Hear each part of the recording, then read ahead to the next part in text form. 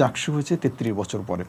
অর্থাৎ এই যে মানে এই 17 বছর, তার আগেও 17 বছর প্রায় কথা বলার জন্য, মানে শিক্ষার্থীদের হয়ে কথা বলার জন্য কেউ ছিল না। অর্থাৎ শিক্ষার্থীদের যদি প্রয়োজন হয় কোনো একটা বিষয়, তার দাবি প্রয়োজন হলে রেজিস্ট্রার অফিসের সামনে কি আন্দোলন করো, মিছিল করো, এগুলো ছাড়া তো কোনো উপায় ছিল না কোনো একটা বিষয়। কিন্তু এটা কি হওয়ার কথা ছিল?